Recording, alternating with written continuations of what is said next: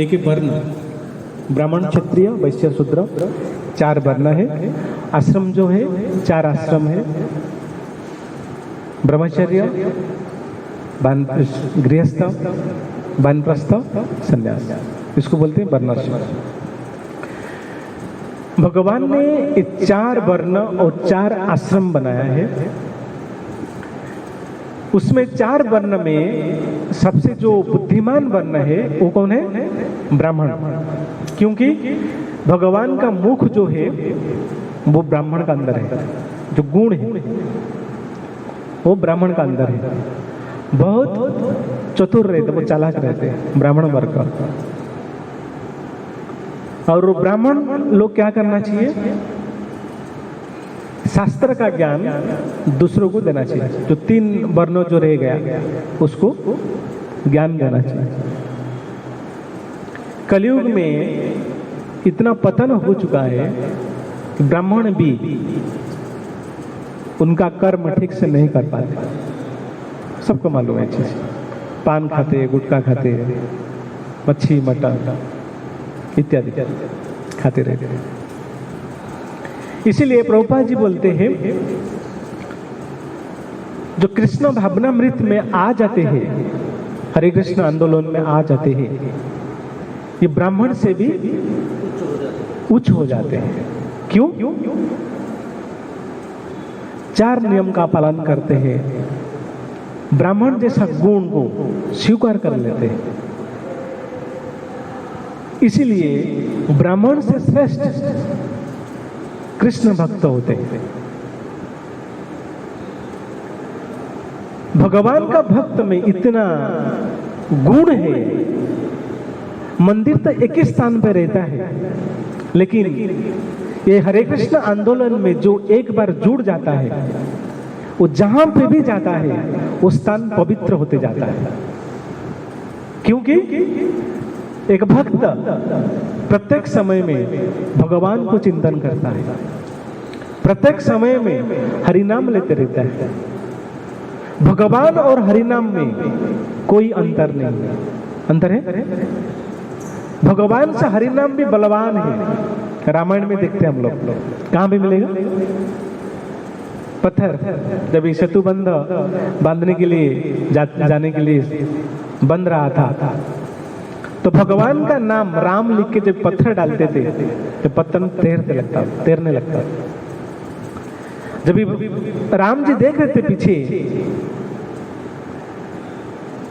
भगवान राम गए, एक पत्थर उठाए, पानी में डाले, लेकिन डूब गया, क्योंकि वहां पे राम नहीं लिखा था।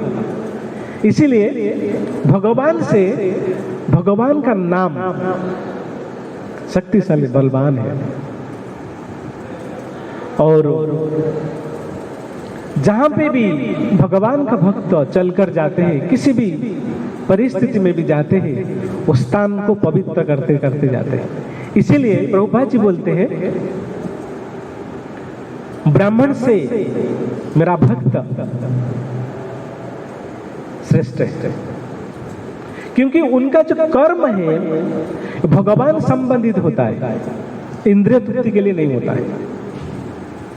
इसीलिए ब्राह्मण से इस्कॉन डिवोटी बहुत शक्तिशाली होते हैं।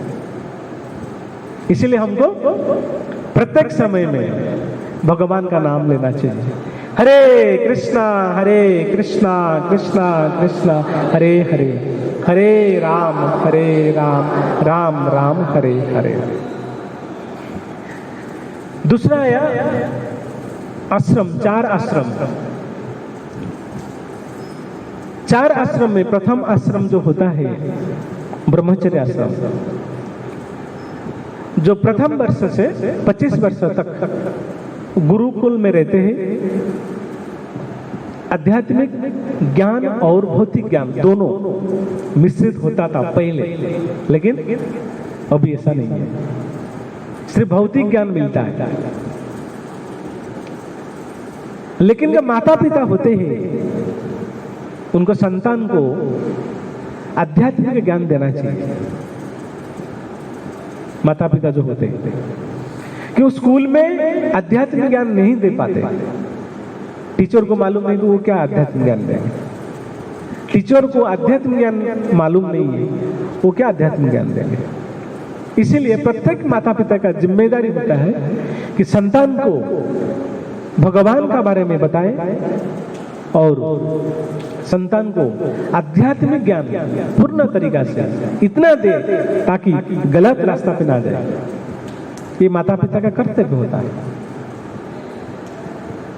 दूसरा, ये हो गया ब्रह्मचर्य, आश्रम 25 साल तक शिक्षा के साथ भौतिक शिक्षा, आध्यात्मिक शिक्षा दोनों होना चाहिए।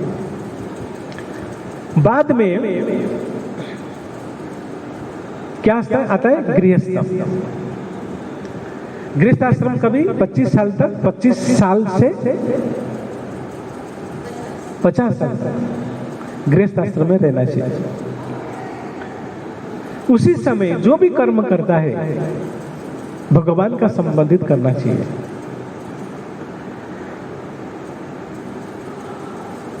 एक्चुअली शास्त्र में ऐसा लिखा गया, जो गृहस्थ आश्रम है सबसे लास्ट है, सबसे लास्ट ब्रह्मचर्य, वानप्रस्थ, बाद में संन्यास। अगर ये दो जो आश्रम में वानप्रस्थ और संन्यास में अगर मन को कंट्रोल नहीं कर पाते तब गृहस्थ में जाना चाहिए। मन को संतुलित नहीं कर पाते, रख पाते, तब गृहस्थ आश्रम में जाना चाहिए। समझ में आया मैं क्या बोलूं? अगर मन को नियंत्रित, इंद्रिय तृप्ति करने के लिए नियंत्रित में नहीं रख पाते तभी हमको गृहस्थ आश्रम में जाना चाहिए। लेकिन आजकल क्या हो गया, माता पिता को पता नहीं है गृहस्थ आश्रम में रहकर कैसा करना चाहिए। इसीलिए जब उम्र हो जाता है संतान का शादी करवा देते हैं। 25 साल हो गया, 30 साल हो गया, शादी करो। परिस्थिति ऐसा ही है ना। लेकिन ऐसा नहीं है। 25 साल 30 साल होने के बाद शादी करवा देना ये गलत काम है, गलत कार्य है। माता पिता को ज्ञान होना चाहिए शादी का बाद क्या होता है, गृहस्थ लाइफ कैसा होता है। जब तक एक व्यक्ति गृहस्थ आश्रम का बारे में पूर्ण ज्ञान नहीं होता है तब तक उसको शादी नहीं करना चाहिए। अगर शादी करेगा क्या होगा, इंद्रिय तृप्ति लालसा में रहेगा। जो संतान जो पैदा होगा अच्छा संतान पैदा नहीं हो सकता है। उनको मालूम नहीं है गृहस्थ आश्रम में किस तरफ रहना चाहिए।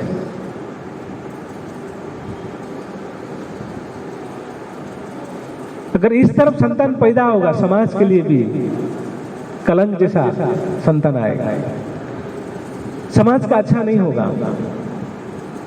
इसीलिए माता पिता संयम में रहना चाहिए और ऐसा संतान उत्पन्न करे ताकि वो भगवान का भक्त बने। आप लोग बूढ़े लोग नहीं आगे बढ़ सकते हैं।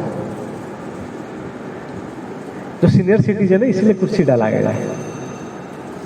नीचे बैठ के कथा सुनना बहुत अच्छा लगता है, कंफर्टेबल लगता है। तो गृहस्थ आश्रम का ये नियम है। बाद में वानप्रस्थ और संन्यास,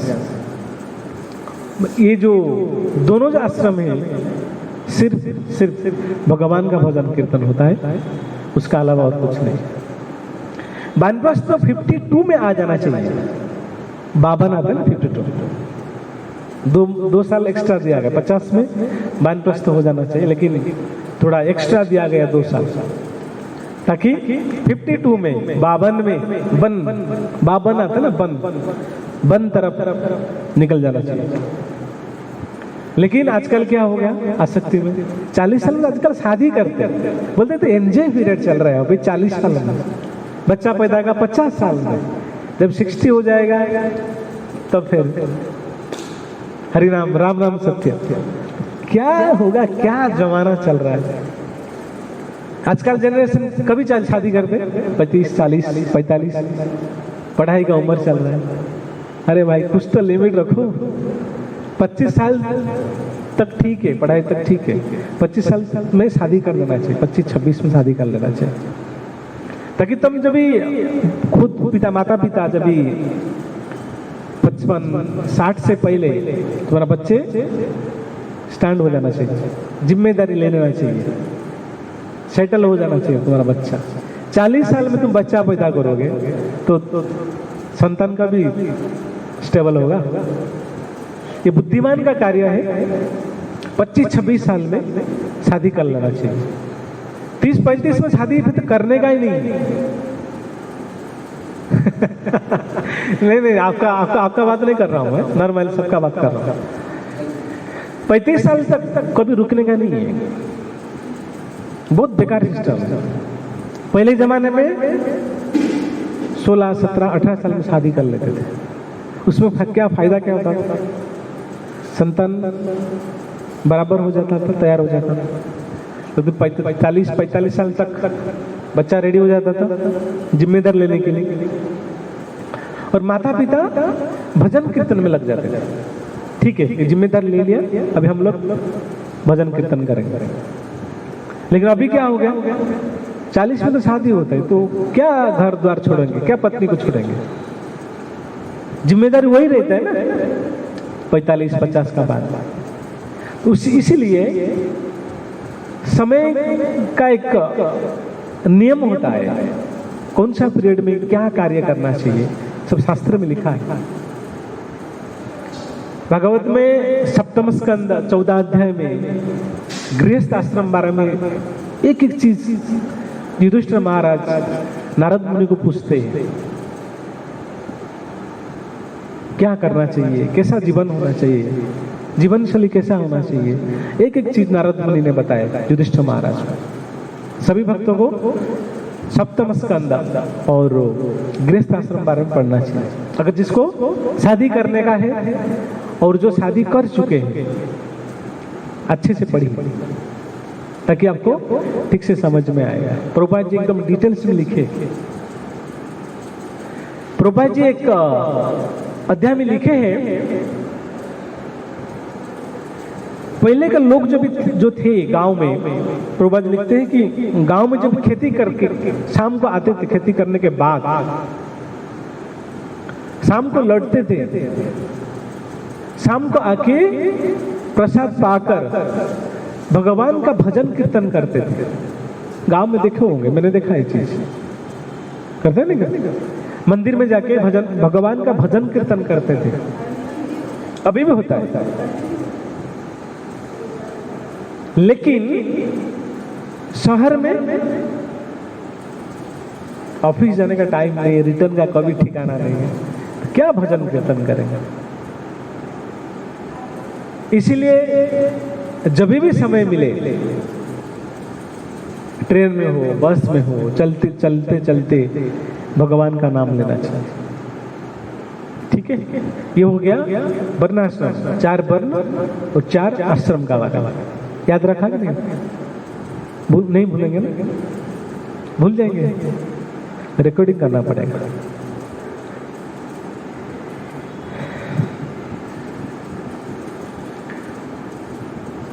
श्रीमद् भागवत में सूत गोस्वामी कहते हैं, जन्म गुह्य भगवतो य एतत् प्रयते नरः सायं प्रातः गुणन् भक्त्या दुख ग्रामात् विमुच्यते। जन्म गुह्य भगवतो इह एतत् प्रयते नरः सायं प्रातः घृणन् भक्त्या दुख ग्रामात् विमुच्यते।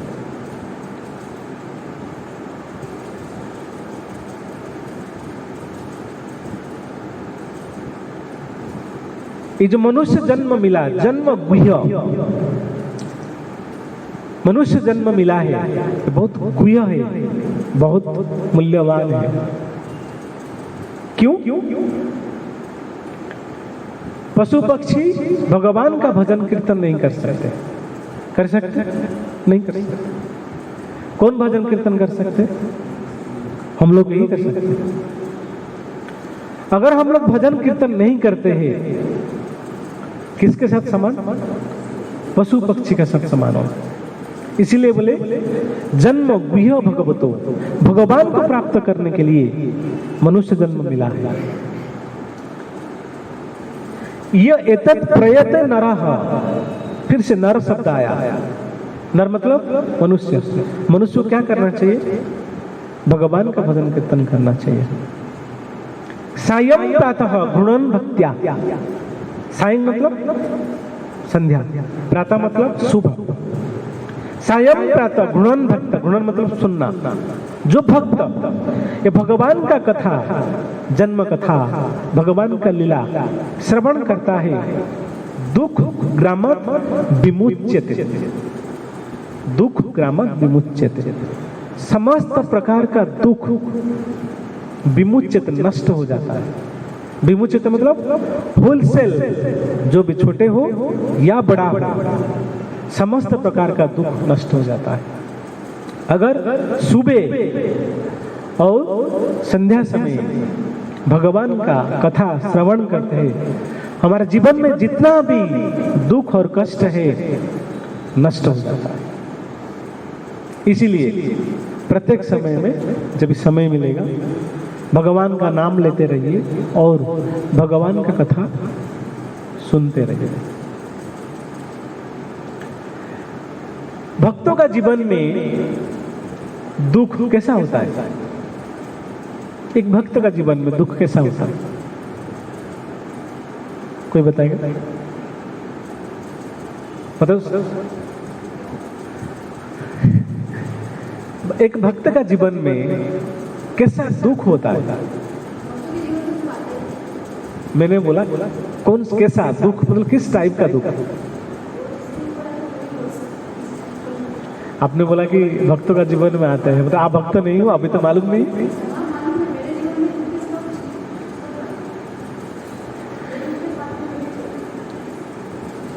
भक्त जीवन में यही दुख होता है जब भी भक्त से अलग हो जाता है।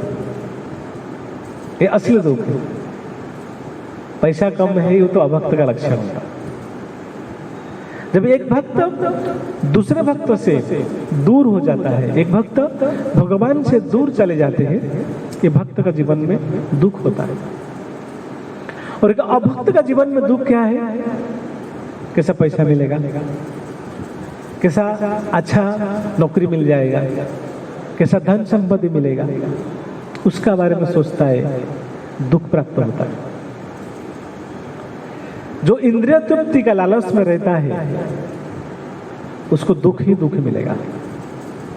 क्योंकि इकोनॉमिक्स में हमने पढ़ा है ना, human wants are unlimited, unlimited ना।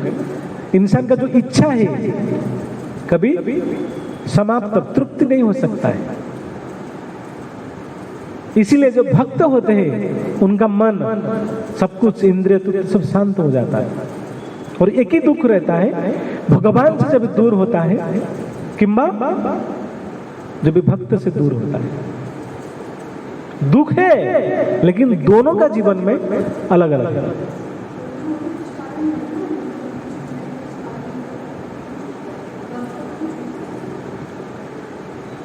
जैसे कि प्रभु जी मेरा क्लोज फ्रेंड है, सब एग्जाम्पल, लेकिन प्रभु जी का कुछ शिफ्ट हो गया, अलग शहर में चले गए, मेरे लिए दुख बनेगा ना।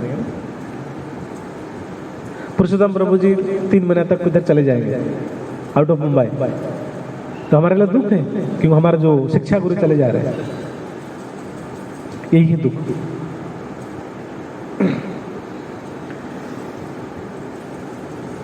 कंक्लूजन यही है, दुख कैसा भी हो, लेकिन अगर हम भगवान का भजन कीर्तन करेंगे, भगवान का कथा श्रवण करेंगे, तभी हमारा समस्त प्रकार दुख दूर हो सकता है।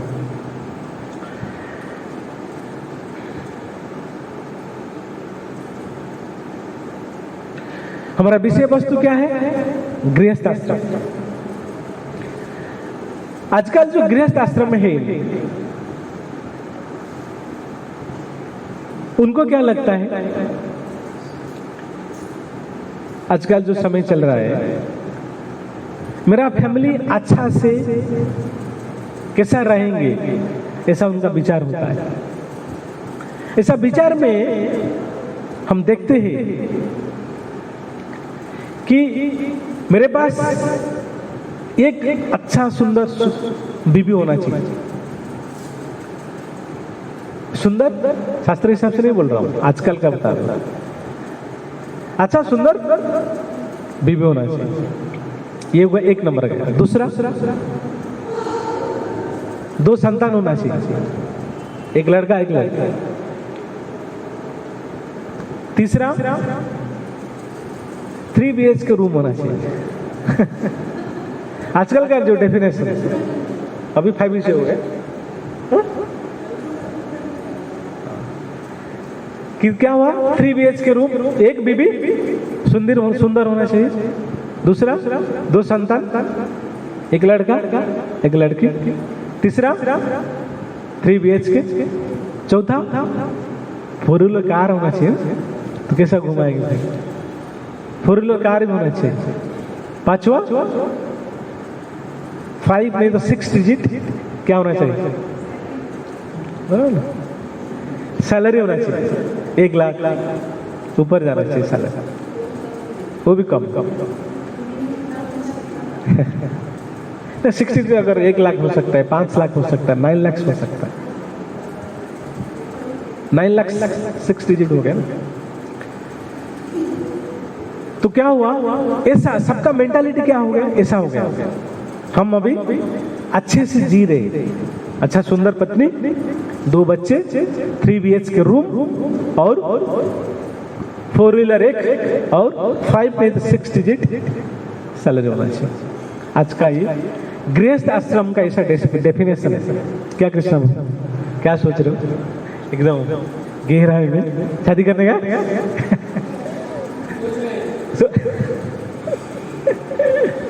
ऐसा सैलरी कम है, जब 6 डिजिट हो जाएगा तब शादी करेंगे।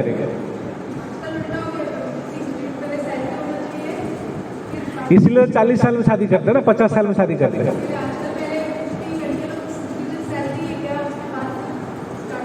बाद में 2 साल में डिवोर्स हो जाता है। सैलरी कम मिलेगा चलेगा, कम सैलरी चल जाएगा, लेकिन संस्कारी होना चाहिए।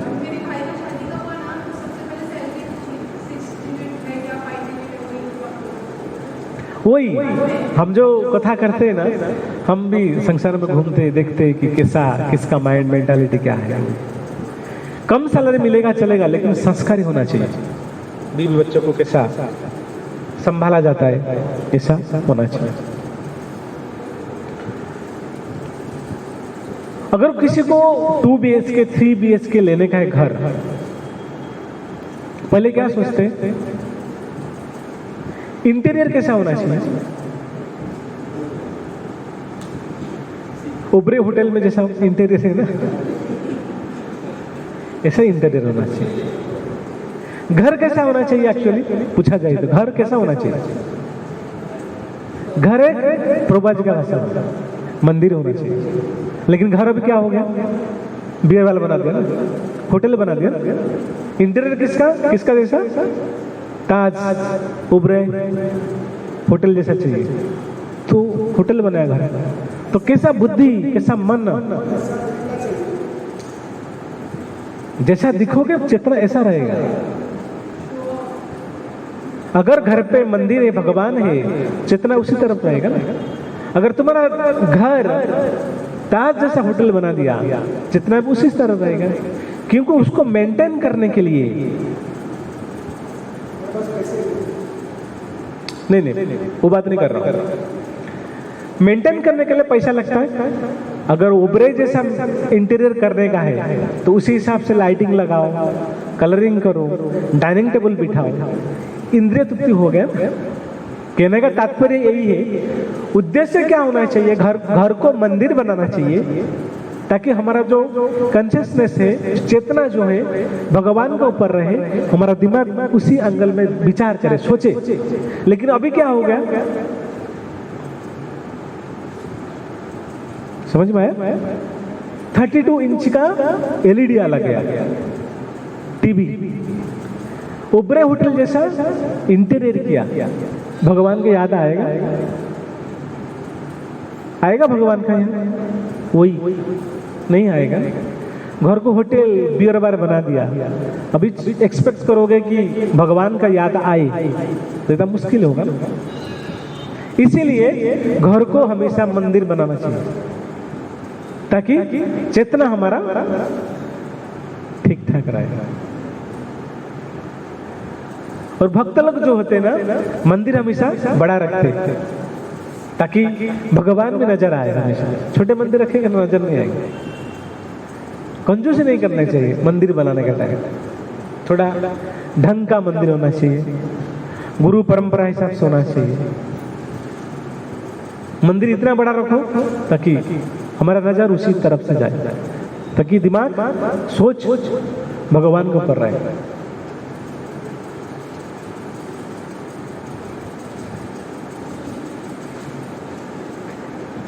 पहले का लोग घर पे खाते थे और बाहर जाते थे, समझ में आया? 10 मिनट में बैठा, थोड़ा शब्द अलग अलग। घर पे खाते थे, बाहर जाते थे। अभी का लोग उबरे में खाते हैं, घर पे करते।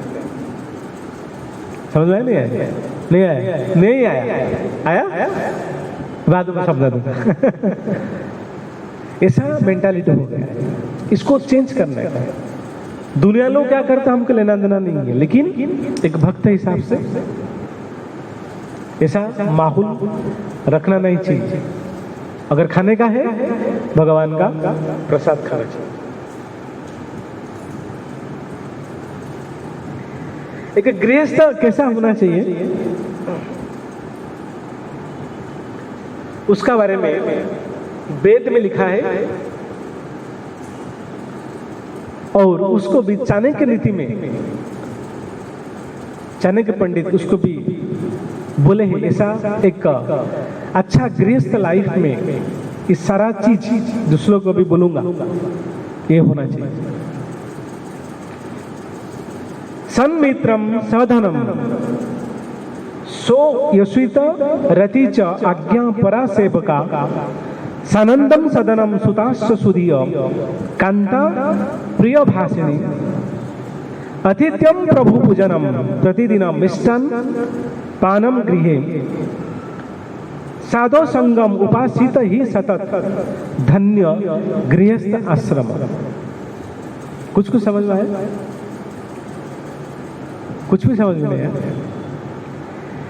सन्मित्रम पद्य भाई हिसाब से पढ़ो, पद्य से गीत गाते ना, पढ़ो थोड़ा अच्छा लगेगा। सन्मित्रम सदनम सयोसितम रति च आज्ञा परासेवकाम सानंदम सदनम सुताश्च सुधियम कांता प्रिय भाषिणी अतिथ्यम प्रभुजनम प्रतिदिनम मिष्टान्नपानम गृहे साधो संगम उपासित ही सततम धन्य गृहस्थाश्रमम। प्रथम जो शब्द है सन्मित्रम,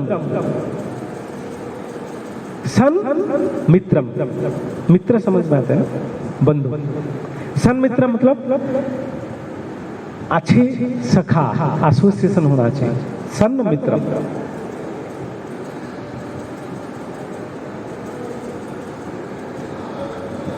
इसका अर्थ तो बहुत लंबा चलेगा। सन्मित्र मतलब किसका साथ हम लोग एसोसिएशन करते हैं। मित्र मतलब समझ रहे हो, मित्र मतलब एसोसिएशन, किसका साथ हम एसोसिएशन करते हैं। सबका घर पे अभी टीवी सीरियल, टीवी है, सीरियल देख रहे। घर पे कभी भी कोई भी व्यक्ति, सास कभी बुरी नहीं होती है, ननद कभी बुरी नहीं होती है, लेकिन बुरी जो होते हैं ना, पड़ोसी वाला बुरी होता है। एक्सपीरियंस होगा माता जी लोगों को। क्या होता है, कान फूसेंगे जब शाम को, जब माता जी लोग नीचे जाते हैं सोसाइटी का नीचे घूमने के लिए, गार्डन में जाते हैं ना, इतना साल शादी हो गया तुम्हारा, इतना बड़ा जॉइंट फैमिली के साथ क्यों रहते हो, अलग रहो ना पति के साथ, आनंद में रहोगे, क्या दिक्कत है एक साथ अलग रहने में। पड़ोस लोग ऐसा बात करेंगे। सास बुरी नहीं है, ससुर बुरा नहीं है, लेकिन पड़ोसी जो होता है वो आग लगाने वाला है। इसीलिए एसोसिएशन किसका साथ करना चाहिए वो भी समझने वाला बात है। हम रामायण में जाते हैं, कैकेयी का साथ कर मंथरा नहीं होती, भगवान राम वनवास नहीं जाते। ये एसोसिएशन का बात चल रहा है। कौन? मंथरा के कारण भगवान राम वनवास गए। 14 साल तक अवधपुरी में, अयोध्या में दीप नहीं जला, अंधेरे में रहते। भगवान चले गए तब से उदास, कोई हंसे नहीं एक बार भी, उदास उदास उदास। दशरथ महाराज भगवान राम जब वनवास चले गए, दशरथ महाराज का मृत्यु हो गया। किसके कारण? मंथरा के कारण। एसोसिएशन।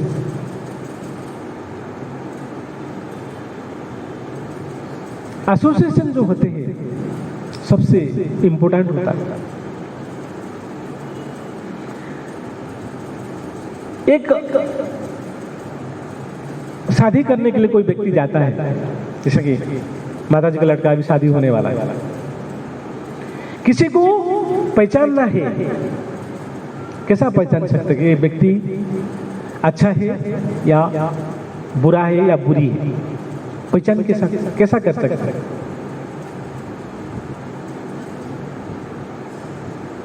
बताएं। और एक शास्त्र है, और बातों से, व्यवहार से। इसकन डिवोटी बहुत अच्छा बात करते हैं, व्यवहार बहुत अच्छा है। और प्रभु एक व्यक्ति को पहचानने का कैसा पहचान सकते हैं?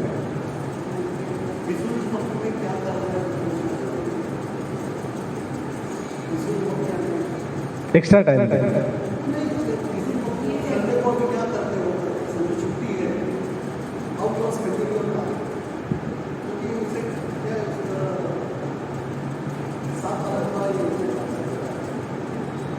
ठीक है, शास्त्र हिसाब से 3 कारण है। कौन सा कुल में जन्म हुआ है, उसका बैकग्राउंड क्या है, उसको समझ सकते हो। ये इस बैकग्राउंड का है। भगवान राम सूर्य वंश में है, उनका कुल देखेंगे ना मालूम पड़ेगा कितना मर्यादा में रहते हैं। कुल हो गया। दूसरा, उसका संस्कार कैसा है, उसको कैसा संस्कार मिला है। अंतिम जो है उसका एसोसिएशन किसका साथ होता है, और एसोसिएशन जो है सबसे इंपॉर्टेंट है। कुल अच्छा है, संस्कार उसको अच्छा मिला, अंतिम में उसका एसोसिएशन बिगड़ गया, खलास, वो बिगड़ सकता है, टाइम नहीं लगेगा। इसीलिए माता पिता को ध्यान देना चाहिए, या पति पत्नी को ऊपर ध्यान देना चाहिए, पत्नी पति का ऊपर ध्यान देना चाहिए। एसोसिएशन किसका साथ हो रहा है,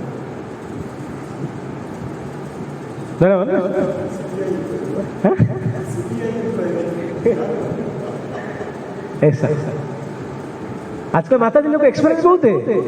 प्रभु फोन आता है, किसका फोन है? अच्छा, ऑफिस से।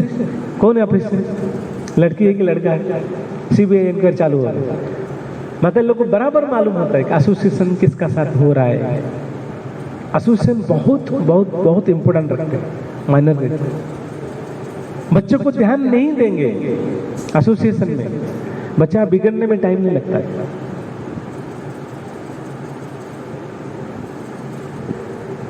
ध्यान रखना चाहिए बच्चे को। एसोसिएशन किसका साथ खेल रहे हैं, कैसा बातचीत होता है, पेरेंट्स को ध्यान देना चाहिए।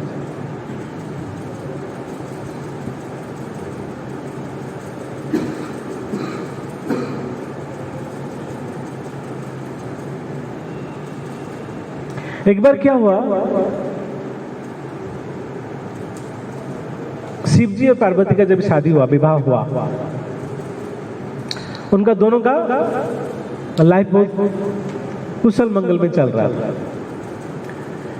शिव जी एक समय में बाहर गए थे, उसी समय नारद मुनि एंट्री किए। नारद मुनि घर पे आए। ये तो भगवान की इच्छा था। मैं एक जस्ट का एग्जाम्पल देते रहा। तो नारद मुनि पूछे, आपका विवाह जीवन कैसा चल रहा है?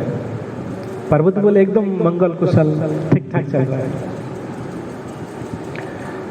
बोला, अच्छा ठीक ठाक चल रहा है? हाँ ठीक ठाक चल रहा है। मेरा पति जब भी, शिव जी जब भी घर पे आते हैं, हर चीज मेरे को बताते हैं, मैं भी उनको हर चीज बताती हूँ। तो एकदम मंगल कुशल चल रहा है, कोई प्रॉब्लम नहीं, सब कुछ ठीक ठाक चल रहा है। अच्छा ऐसा चल रहा है तुम्हारा लाइफ? नारद मुनि आई तो कुछ ना कुछ करके जाएंगे ना। अच्छा वो एक बात बताइए कि शिव जी का गले में जो मुंडमाल लटका हुआ है, ये किसका मुंडमाल है?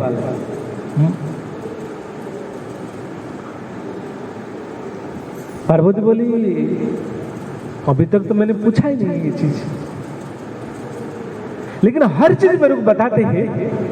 अगर मैंने नहीं पूछी, उनको बताना चाहिए ना, ये किसका मुंडमाल लेके घूम रहे हो आप? आज उनको आने दीजिए, खबर लेती हूँ मैं। नारद बोले, नारायण नारायण, मेरा काम होगा, निकल गया।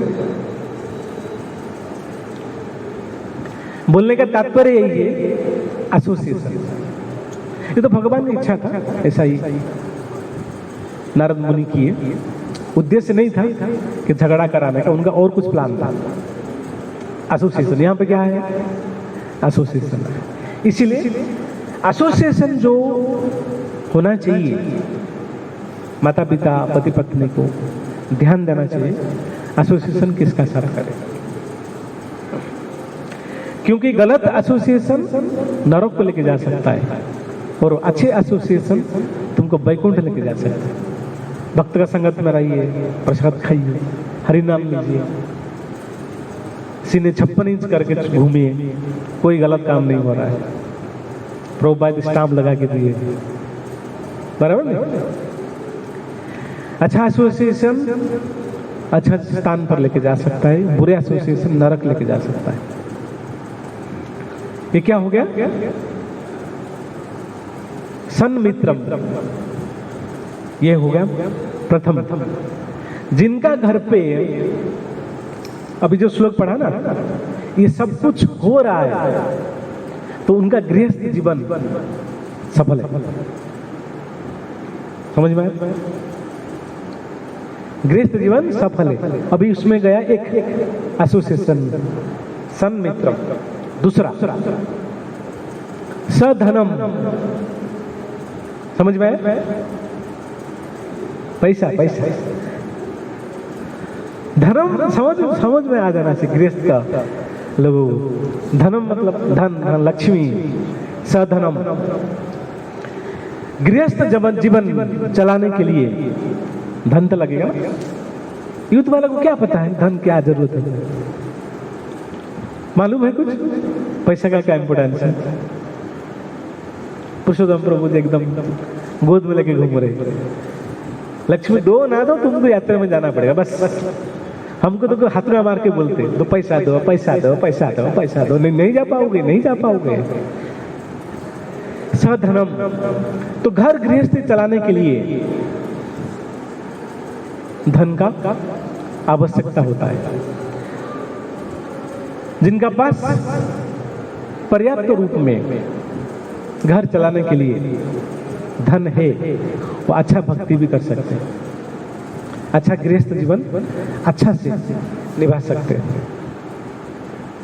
क्योंकि पैसा के बिना गृहस्थ जीवन चलना मुश्किल है। कोई भक्त बोलते ना, क्या पैसा के पीछे पड़े हो, क्या पैसा के पीछे पड़े हो। अरे भाई परिवार है तो पैसा के बिना कैसा चलेगा? जितना जरूरत है वो तो करना पड़ेगा ना। उसका फिर हवा खा के रहो क्या? भगवान क्या खाएंगे? मैं ब्रह्मचारी तो नहीं मंदिर में रहता हूँ, मैं गृहस्थ में रहता हूँ। गृहस्थ जीवन के लिए धन तो लगेगा, तो मेरे को कमाना पड़ेगा। कैसा छोड़ सकता हूँ? नहीं छोड़ सकता। हम लोग कैसा है, प्योर डिवोटी नहीं है, शुद्ध भक्त नहीं है। हम लोग बीच में है, ना शुद्ध भक्त है ना अभक्त है, बीचों बीच है। शुद्ध भक्त जो होते हैं भगवान से जैसा प्रार्थना करते हैं भगवान उनको ऐसा ही दे देते हैं, लेकिन हम लोग उस लेवल में अभी तक पहुंचे नहीं है। इसलिए धन का आवश्यकता है। धन का बिना गृहस्थ जीवन कभी चलेगा नहीं। धन का आवश्यकता है, गृहस्थ जीवन में धन का आवश्यकता है। और कम से कम इतना धन कमाइए ताकि घर ठीक से चल सके।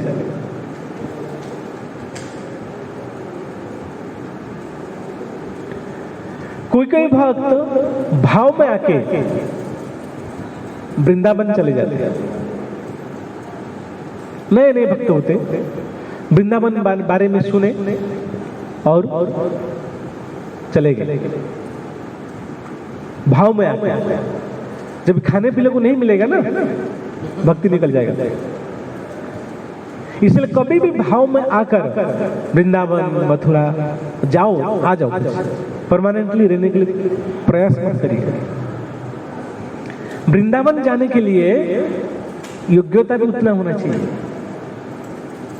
क्योंकि वहां का जो जीव जो होते हैं ना, वो स्पेशल जीव होते हैं। जो मच्छर होते हैं ना, वो भी स्पेशल साधन करके आए, क्योंकि उनको वृंदावन में जन्म मिला है। मच्छर मारना अलाउ नहीं है वृंदावन में, कोई जीव को मारना अलाउ नहीं है। वृंदावन वासी को कोई गाली नहीं दे सकता है। तो स्पेशल साधन करके कुछ ऐसा साधन किए, वृंदावन धाम में उनको जन्म नहीं मिला, हम लोग को नहीं मिला। क्यों उनको मिला? स्पेशल कुछ तो किए होंगे ना। इसीलिए अपराध करना नहीं चाहिए वृंदावन धाम जाने के बाद। अगर तुम्हारे अंदर इतना गुण है ना, राधा रानी तुमको उठा के ले चलो वृंदावन में रहो। लेकिन भाव में आकर कभी भी वृंदावन में जाके रहने का, थोड़े समय के बाद जब प्रसाद नहीं मिलेगा ना, तो नशा उतर जाता है, बाद वापस ऐसा नहीं होना चाहिए। इसीलिए गृहस्थ जीवन में धन का आवश्यकता है।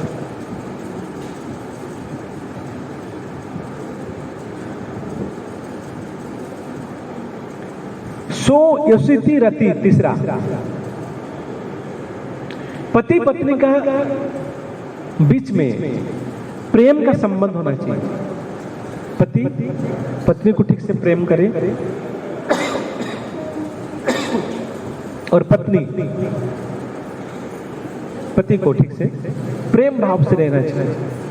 ऐसा नहीं कि पति को ऑफिस जाता है तो दूसरा किसी को गर्लफ्रेंड दो चार बना के रखा है। इसको गृहस्थ जीवन का सफल गृहस्थ नहीं कर सकते।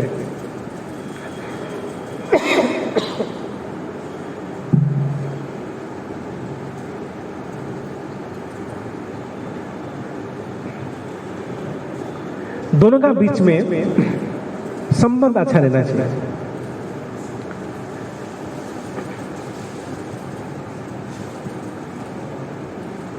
कितना हुआ?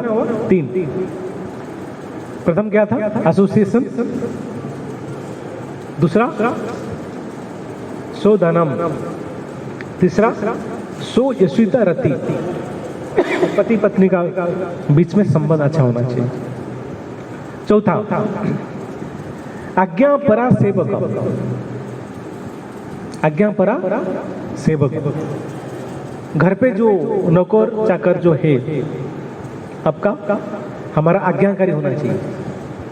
ऑफिस में अगर कोई नीचे कर्मचारी है, वो भी तुम्हारा बातों सुनना चाहिए। इसको बोलते हैं आज्ञा पर सेवक। कितना हुआ? 4। पांचवा स आनंदम सदनम।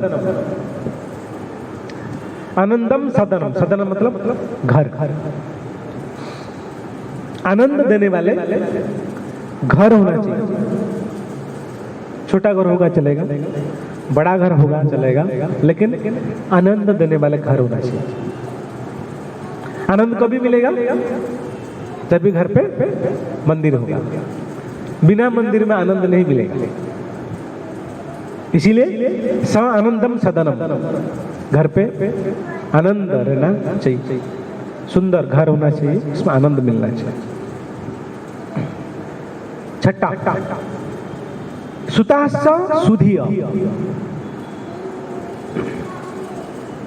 सुधीय, सु मतलब सुता, सूत मतलब पुत्र, सु मतलब सुंदर, धिय मतलब बुद्धिमान। संतान बुद्धिमान होना चाहिए। संतान बुद्धिमान होना, चालाक होना चाहिए और आज्ञाकारी होना चाहिए।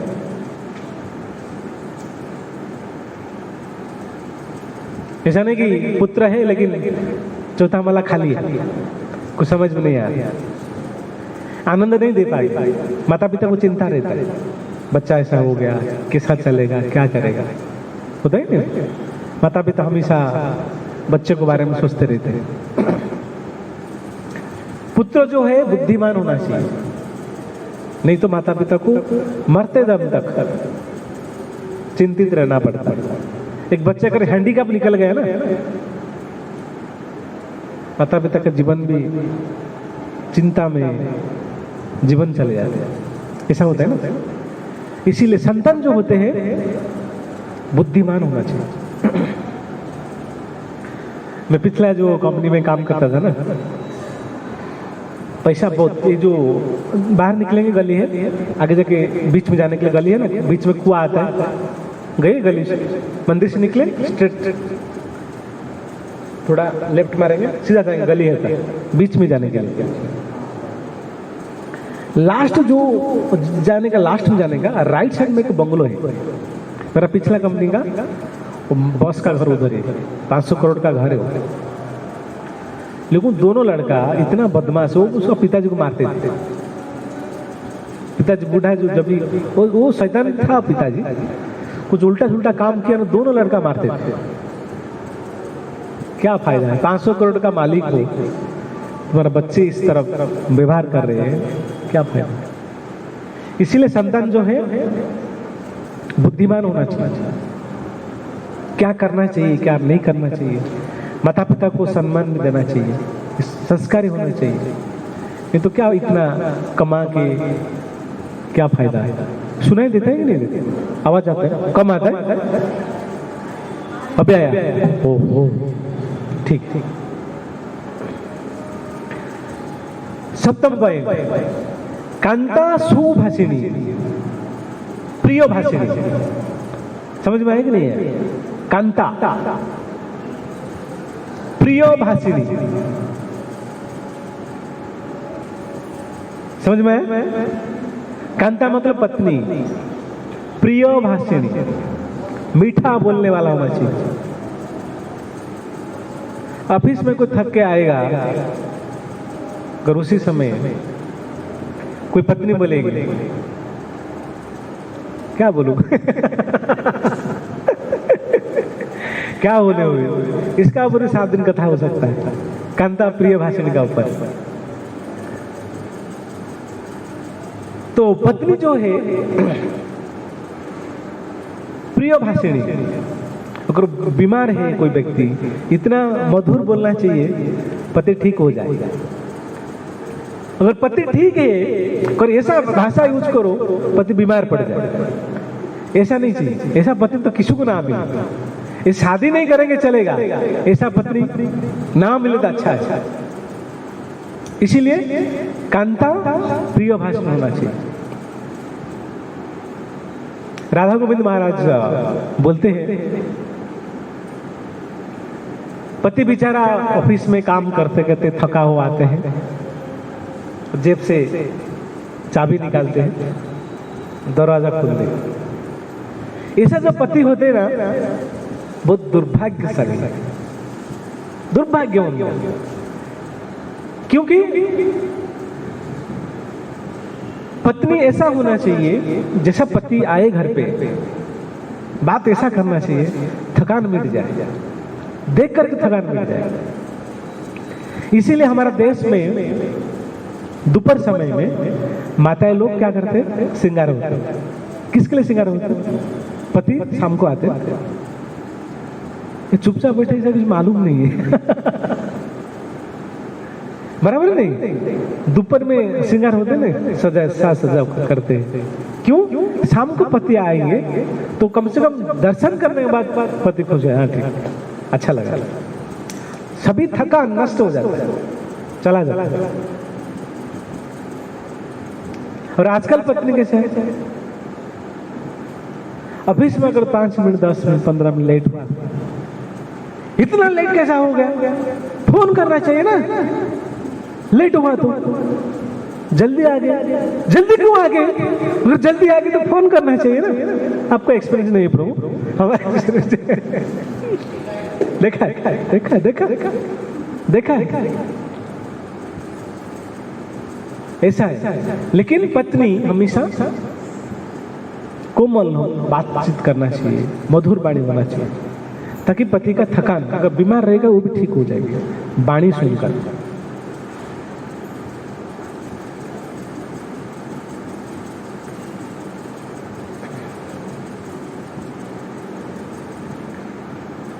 और बाद में अष्टम में याद रखते नहीं रखते, कितना हुआ?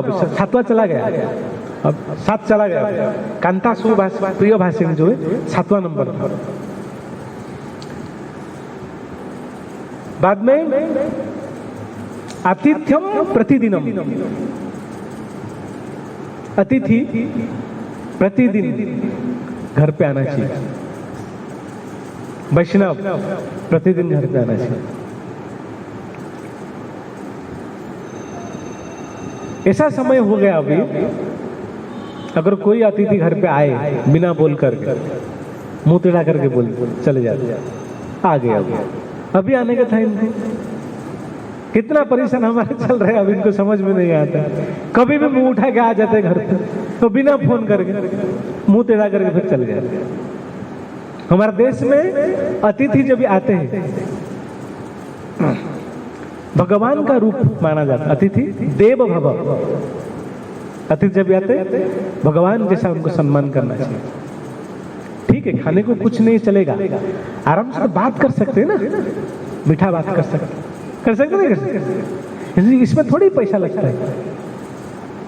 पैसा नहीं है ठीक है चलेगा, पानी तो एक गिलास दे सकते, पैसा नहीं है चलेगा, चटाई डाल के बिठा दे सकते, बात कर सकते, इतना में संतुष्ट हो जाएगा।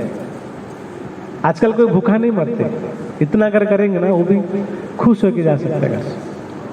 इसीलिए अतिथ्यम प्रतिदिनम, प्रतिदिन घर पे अतिथि वैष्णव आना चाहिए। वो बोले कैसा हो सकता है ये प्रैक्टिकल लाइफ में हो सकता है कैसा? कोई बोले घर पे तो हम लोग पति पत्नी तो ऑफिस चले जाते हैं, ताला लगा रहे थे, तो कैसा होगा? हरे कृष्णा कृष्णा कृष्णा हरे हरे, हरे राम राम राम हरे हरे। तो अतिथि का सेवा कैसा होना चाहिए? प्रतिदिन इसमें लिखा है, कौन बताएगा? प्रतिदिन साधु संत वैष्णव घर पे आना चाहिए। शाम को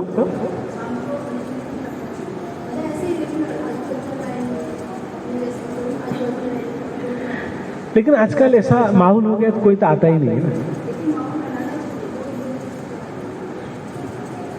इसीलिए प्रभुपाद जी नित्य सेवा सिस्टम रखा गया है मंदिर में। नित्य सेवा अपना अपना कैपेसिटी हिसाब से मंदिर में दान दीजिए।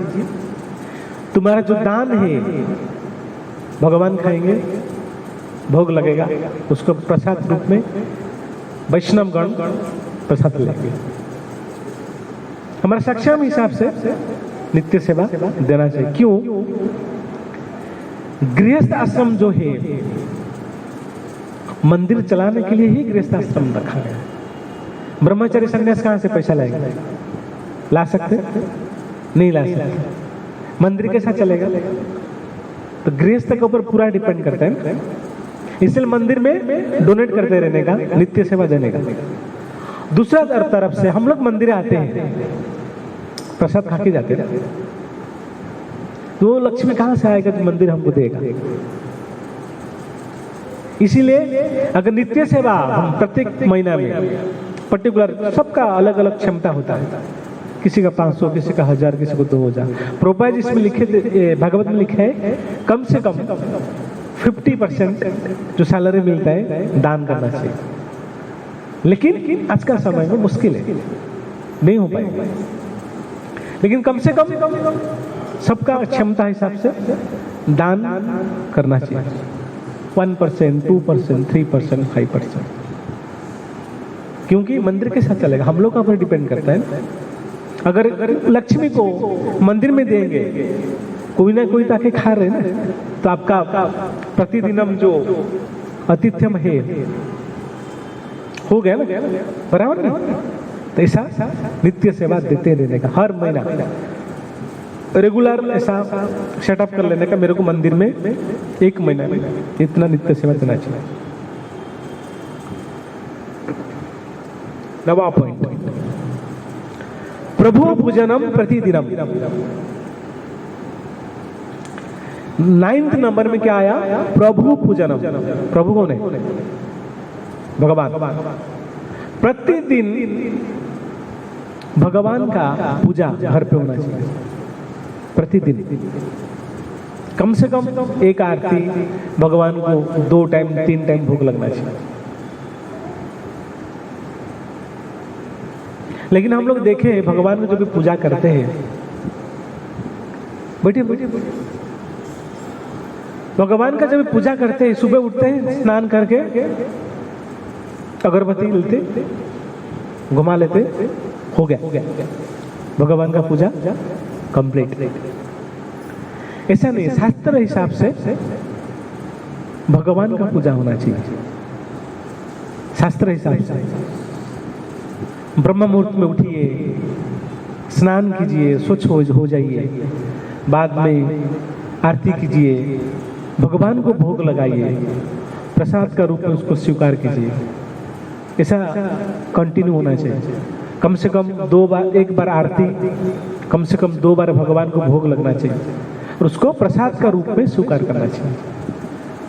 ऐसा नहीं कि भगवान के लिए सिंगदाना रख दो, भगवान खाएंगे। सिंगदाना हम लोग खा के रह सकते हैं क्या दिन भर? तो भगवान कैसा खाएंगे? ऐसा है ना पॉलिसी, ऐसा ही है ना? ऐसा हम लोग का बात नहीं कर रहे, हम लोग दुनिया के लोग बात कर रहे हैं। नॉर्मल जो अभक्त लोग होते हैं, सिंगदाना रख दिए, वो शक्कर का जो दाना आता है ना वो रख दिया, क्या बोलते हैं उसको, मिश्री, खड़ी शक्कर रख दिया, और उसको सिंगदाना और मिश्री खा के हम दिन भर रह सकते हैं क्या? अगर हम लोग नहीं रह सकते, भगवान कैसा रहेंगे? भगवान भी हमारा जैसा हाथ है, पैर है, पेट है उनका, और सामान तो सब उनका ही है।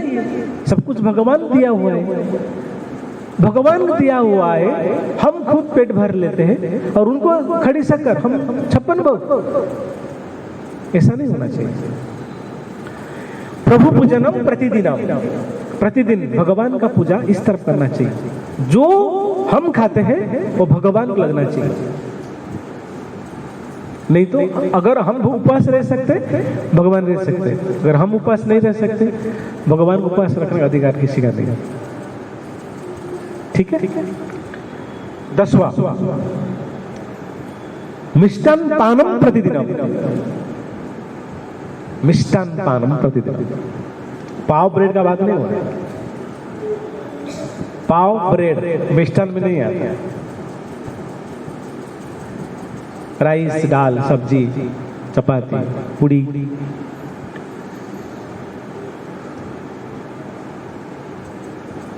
देख रहे हो भगवान छप्पन भोग खा रहे, बराबर ना? ऐसे होना चाहिए। भगवान को वेराइटी अलग अलग चेंज होना चाहिए। आज पूड़ी बनाया, कल पराठा, कल रोटी, अलग अलग सब्जी, पनीर सब्जी, कभी मिक्स भाजी, अच्छा से भाव से एकदम बना के भगवान को भोग एकदम अच्छा से लगाने का, अच्छा से रहने का। क्या ब्रो, बराबर ना? इसीलिए भक्त लोग जो होते हैं ना, आनंद में रहते हैं। क्यों? उमेश बाबू, क्यों? सब कुछ मिलता है, क्या? प्रसाद। इसीलिए खुश रहते, बीवी बच्चे सब खुश रहते। खा खा कर बीमार पड़ जाते, लेकिन प्रसाद कम नहीं होगा भक्त का घर, बराबर ना?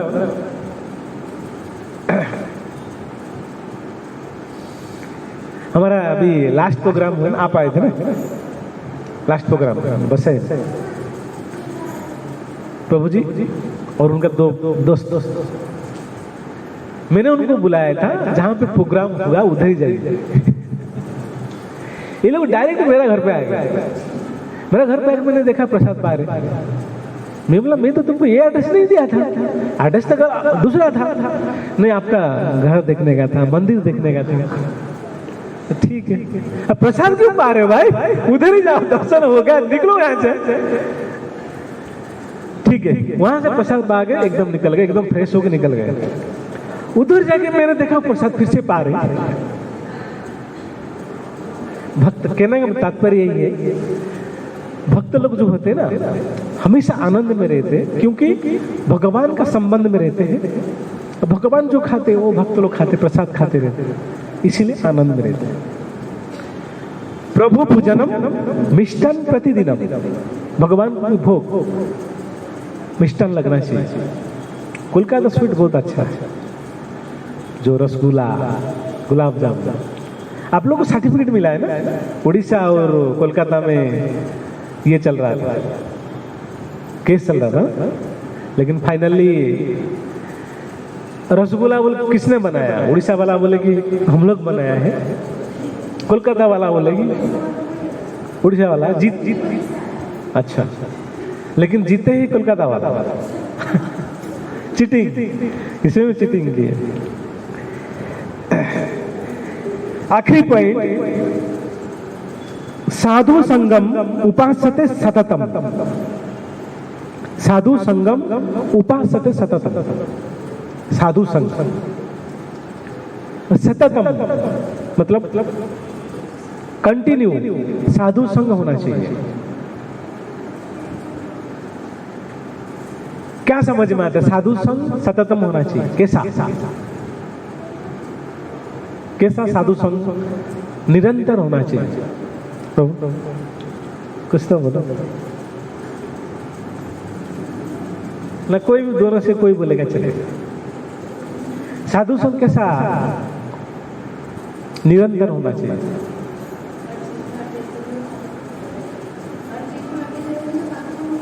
साधु संग बोले ना, हर चीज मतलब कैसा?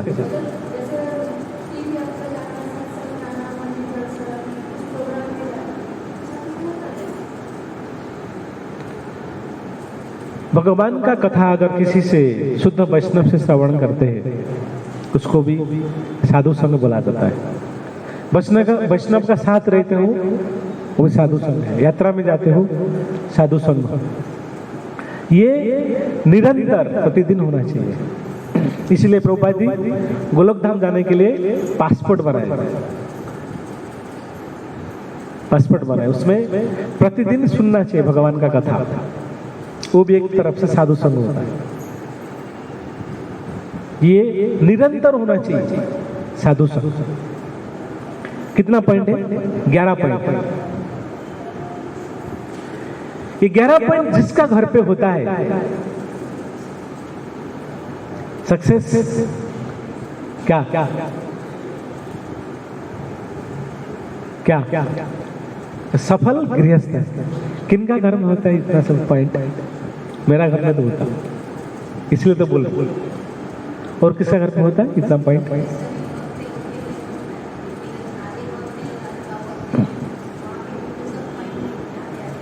अच्छा बता दे, याद है?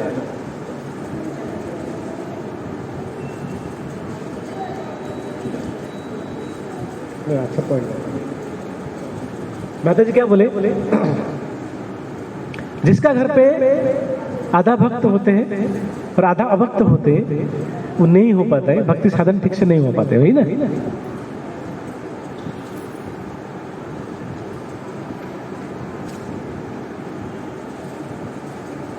गृहस्थ आश्रम।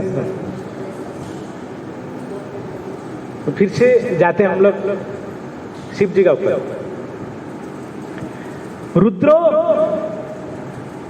मुंडधरो भुजंग संगीत सहितो गौरी तू सदभूषणा स्कंद शंभुसुत षडानन मुत मृद तुंडी च लंबोदरम सिंह क्रेलीम मुसुकम च वृषभस्तु निजम वाहन मिथ्य शंभु गृहे विभिन्न मतिषु चक्य सदा वर्तते। प्रभुपाद जी इसमें लिखते हैं, भगवान शंकर मुंडमाला एवं सर्प धारण किए हुए रहते हैं, बराबर ना?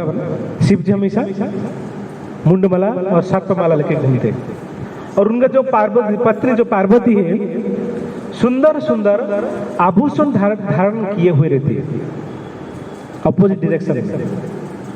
शिव जी कैसा रहते हैं? बैरागी, मुंडमाला, सर्प का साथ। और माता पार्वती कैसे रहते हैं? अपोजिट एकदम। शंकर का पुत्र कार्तिक 6 मुख वाले तथा गणेश लंबे सूंड और बड़े पेट वाले। भगवान शंकर आदि के अपने अपने वाहन बेल, सिंह और मोर, मुसक भी आपस में एक एक का भक्षण करने वाले हैं। शिव जी किसका साथ रहते हैं? सिंह और बेल। सिंह का साथ रहते, बेल का साथ रहते हैं। सिंह बेल को खा सकता है, अपोजिट डायरेक्शन में है ना। गणेश जी उनका वाहन क्या है? मुसक। कार्तिक का वाहन क्या है? मयूर। वो भी एक दूसरे को खा सकते, मार सकते। लेकिन ऐसा होने पर भी भगवान शंकर के विभिन्न विरोधी होने का बावजूद ये स्वभाव वाले परिवार में सदा एकता रहती है, क्योंकि वो कैलाश धाम में शिव जी सदा अब परिवार के साथ ही हरि चर्चा में लीन रहते हैं। समझ में आया? समझ में आई नहीं है?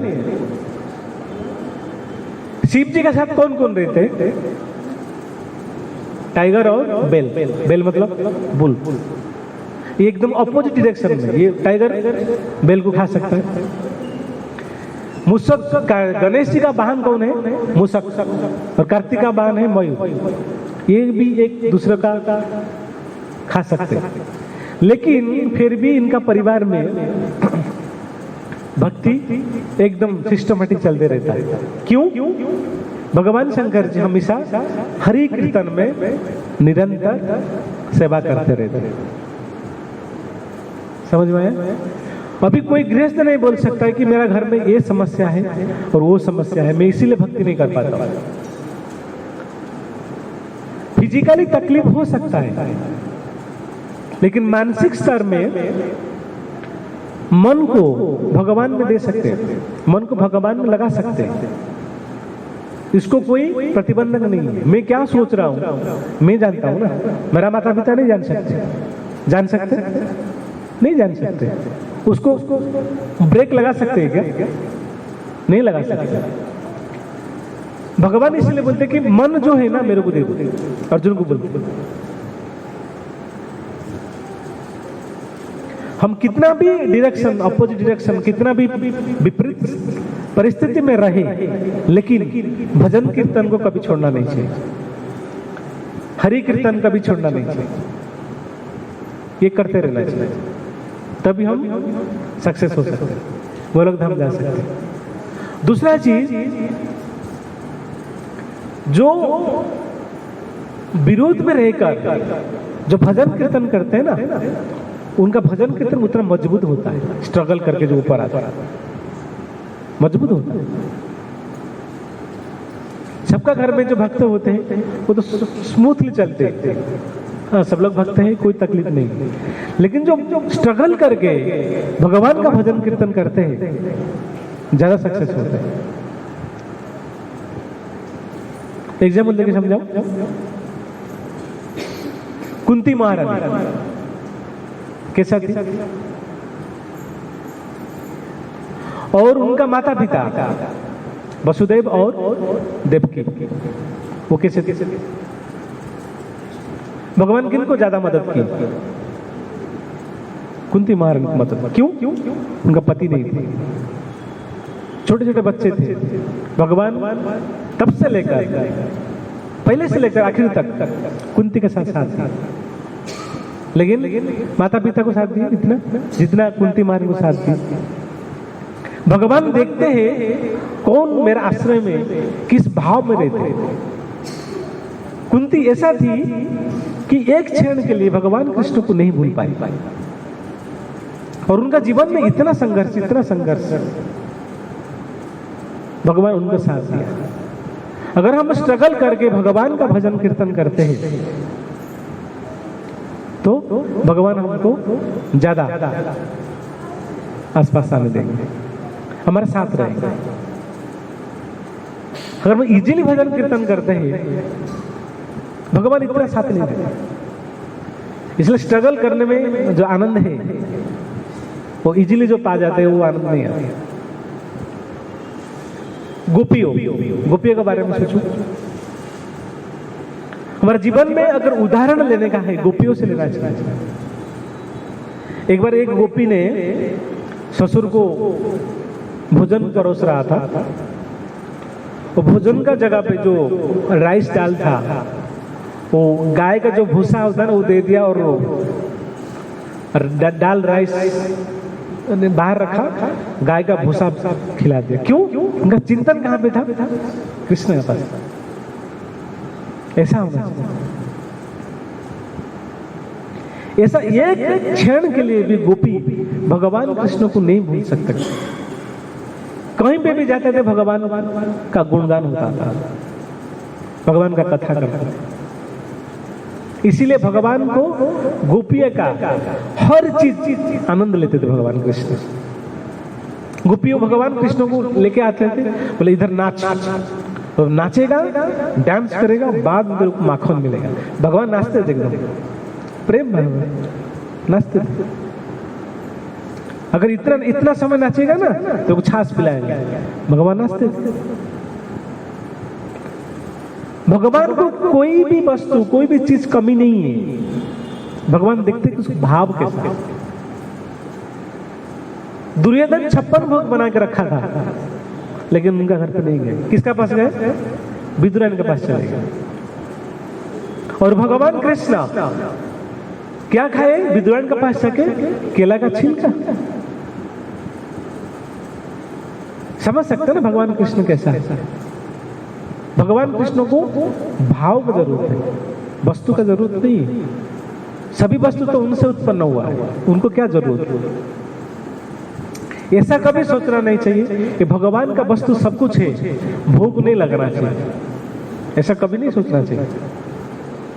भगवान का वस्तु है इसीलिए भोग लगाना चाहिए, क्योंकि उनका वस्तु है ना, उनको भोग लगा। नहीं तो चोरी में गिनती होगी।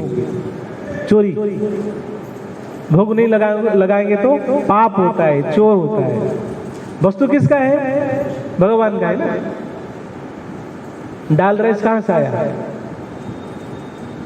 भगवान ने बारिश करते, अनाज देते, सब कुछ तो भगवान नहीं करते। तो भगवान का, इसलिए भगवान को पहले भोग लगाइए, बाद में उसको स्वीकार कीजिए। जैसा कि घर में माता पिता होते हैं, पिता ने कुछ वस्तु मार्केट से लेके आए, और बच्चे को दिया खाने के लिए, बेटा खाना। अगर वही बच्चा पिताजी को देखते थोड़ा, पापा आप भी ले लीजिए, पिताजी को अच्छा लगेगा नहीं लगेगा? अच्छा लगे। उसी तरह हमारा भगवान जो है परम पिता है, अगर हम उनको खिलाते हैं, उनका सेवा करते हैं, बहुत उनको अच्छा लगता है। इसीलिए भगवान का सेवा कोई भी परिस्थिति में विपरीत हो या हमारा साथी चल रहा है, वो भी भजन कीर्तन कभी भी छोड़ना नहीं चाहिए।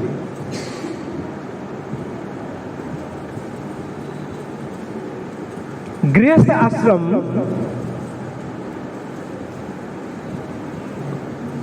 एक सुंदर आश्रम है।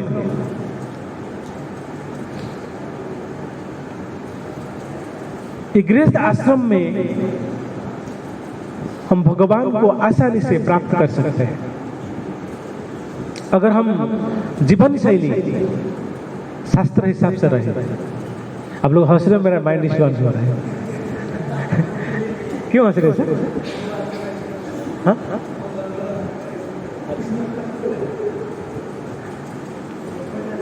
नहीं वो लोग हंस रहे इसलिए कि गृहस्थ लाइफ कैसा दुखमय कष्टमय, इसके लिए, इसलिए और कुछ कारण है। हंसो हंसो, जब शादी होगा तब पता चलेगा। शादी करने का नहीं करने का? नहीं करने का। भगवान करे मत करो। हम जैसा फंसे आप लोग मत फंसो।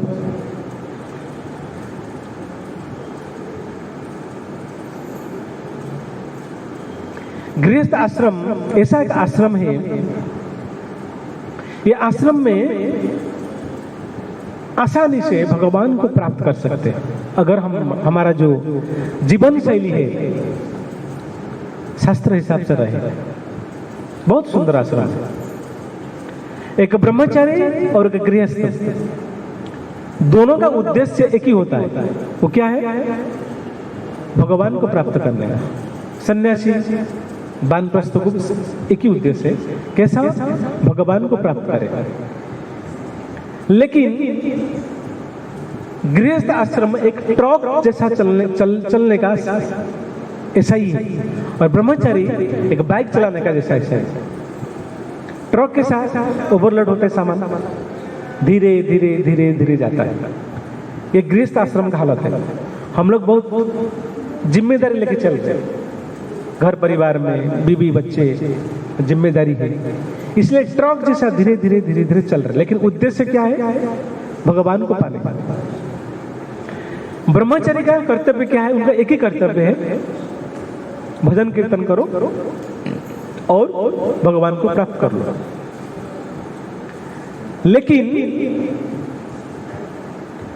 ये बाइक का समान जा रहा है और एक ट्रक का जैसा जा रहा है। लेकिन ब्रह्मचर्य आश्रम में फिसलने का चांसेस बहुत रहता है। मन भटक गया, गिर जाएगा। लेकिन ट्रक कभी नहीं गिरेगा, धीरे धीरे जाएगा, लेकिन डेस्टिनेशन तक पहुंच सकता है अगर हमारा जीवन शास्त्र हिसाब से होता है। ब्रह्मचर्य बैठे इधर ठसल नहीं अभी मैं जाने का बाद,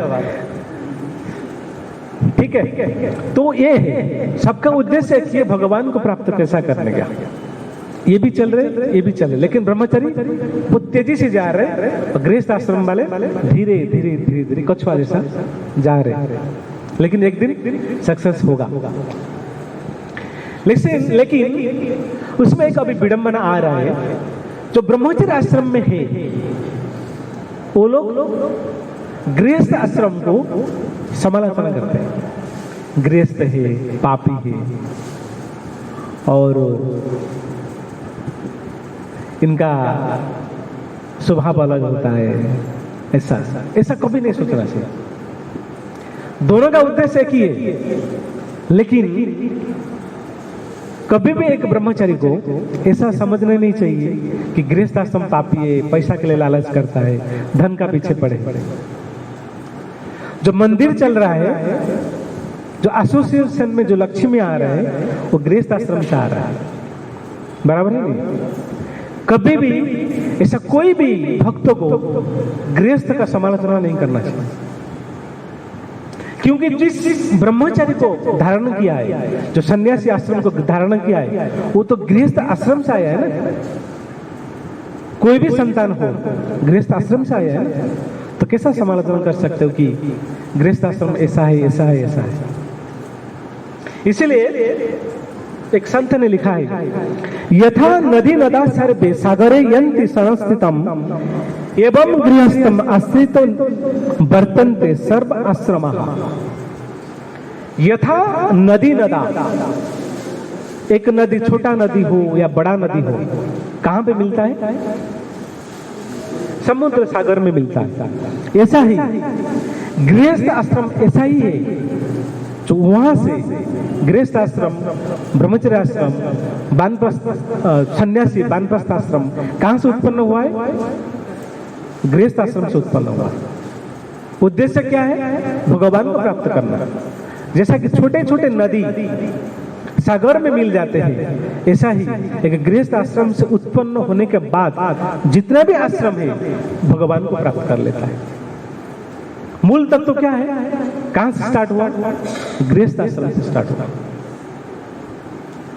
जिन माता पिता स्वयं में और शास्त्र हिसाब से जीवन करते हैं, उनका संतान भक्ति भजन करके, ब्रह्मचर्य पालन करके, ब्रह्मचर्य आश्रम में जाके वो भी भगवान को आसानी से प्राप्त कर सकता है। कर सकते नहीं कर सकते? कर सकते। सभी का जो स्रोत है वो गृहस्थ आश्रम से ही होता है। इसीलिए गृहस्थ आश्रम, सभी आश्रम का जो स्रोत है गृहस्थ आश्रम। इसलिए माता पिता को समझना चाहिए गृहस्थ आश्रम में कैसा रहना चाहिए। अगर माता पिता स्वयं में है, संतान अच्छा निकलेगा। अगर माता पिता स्वयं में नहीं है, तो कोई भी आश्रम गड़बड़ होने वाला है। अगर संतान पैदा किया, वो कोई भी आश्रम में जाए वो गड़बड़ करेगा। इसीलिए गृहस्थ आश्रम जो है सभी आश्रम का मूल है। उन्होंने बताया, एक छोटा सा बच्चा जब जन्म लेता है या लेती है, वो क्या होता है? किससे प्रेम होता है छोटे बच्चे का?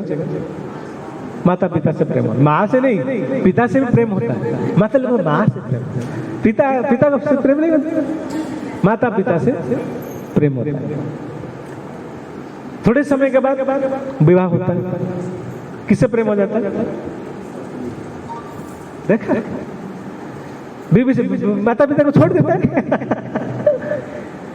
माता पिता से प्रेम होता है, शादी होने के बाद बीवी से प्रेम होता है, और थोड़े समय के बाद बच्चे से प्रेम होता है। बाद थोड़े समय के बाद जब भी उनका बच्चे शादी होता है, दामाद बनता है, अनेक अनेक संतान होता है।